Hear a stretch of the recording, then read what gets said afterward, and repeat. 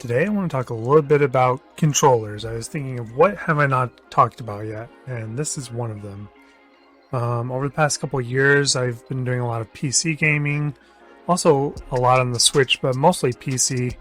And one of the things that's been really important to my experience as a gamer on a PC is controllers.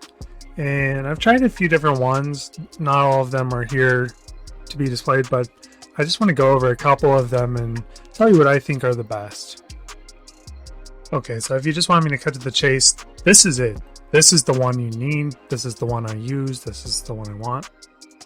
There are some other exceptions for other ones as well, but I'll talk about this one for a moment. So this is the Xbox One controller. This is pretty much the standard of PC gaming for controllers.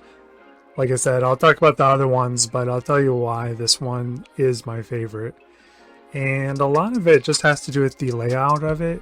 It's really intuitive and everything is very responsive. It has every button you would need. The main thing about it, though, is it's also one of the most supported controllers. What you'll often find is that the Xbox One controller is the most supported by games on Steam, Xbox Game Pass, all of them.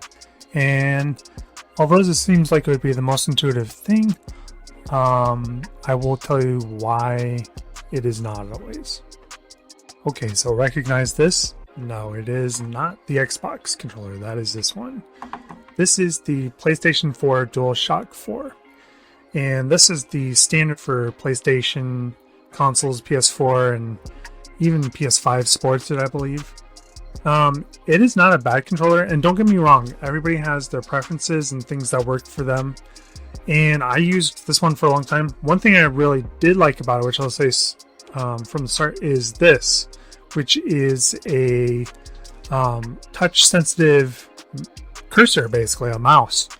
And it has most of the same features as the Xbox One, but it is not quite as supported. I've tried to use this on a lot of different games, and it just didn't really work that well. And it wasn't the controller's fault. It was just, if you're playing games on Windows, of course Windows is going to be biased to, Xbox, which is owned by Microsoft.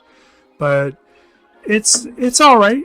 If you have a specific use for it you want, like if you have some kind of touch screen or keyboard and mouse type game, well, not keyboard, but mouse game that you really want the touchpad for, like if you're playing on TV or something, this one can be okay. It also has a really good, what are they called?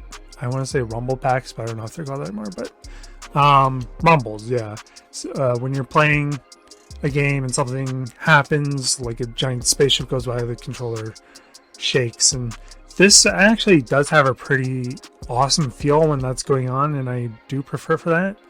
But overall, I have not really used this in almost a year, because after I got the Xbox One controller, because it's not supported enough, and it's sad, but that's just the way it is.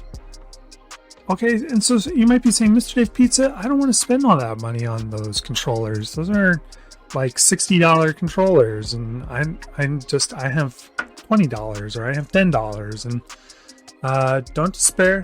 There are options. This is the first controller I got when I started doing PC gaming. Well, this time around at least, and it is the Logitech. Let's see, which one is it? F310. And it's just like a $15 controller you can get on Amazon, and it works great. It doesn't have any of the vibration or rumble pack effects, but sometimes you don't really need that. I use this a lot for when I'm playing games on the go, or just want to boot up a game and start playing right away, or playing an itch.io web browser game. And I like this controller. It's responsive. It feels good. One of the things about those other controllers I showed, they kind of make your hands kind of like sweaty or something. It's kind of weird, but this is not bad. It feels really cool to the touch, and I like this one. And you know what? What the hey? Why not just mention it? This is not what you think. It looks like a Nintendo controller, right? The old Nintendo Entertainment System, but it's generic. And I got this a while ago. And as you'll see, it connects by USB. Oh, by the way, the last controller was a wired controller. Probably should have mentioned that, but yeah, the last wired controller plugs into the USB. It is not wireless, but that is why it is so cheap. And this is equally cheap, but as you can see, it only has a D-pad and 2 buttons and a select and start, so you're really not going to be able to use this on too many games, but you can get that as an option, and I'll just put that there. Okay, and last, I'll just mention this one. It is the Nintendo Switch Pro controller, and I think I have read you can use this for PC games. I know you can use it for PC games, but it requires some software adjustments, but I do understand wanting to use this on a PC game because it feels great on the Nintendo Switch. And if I could make a combination of the Xbox One and this one, it would probably be my favorite controller. And that is it for this video. I'll just mention lastly that you can bind a controller to any game you want to play. If a game is not controller supported, you can play with the controller. I have an article about that up on my website. You can check that out, and I will link to that in the description.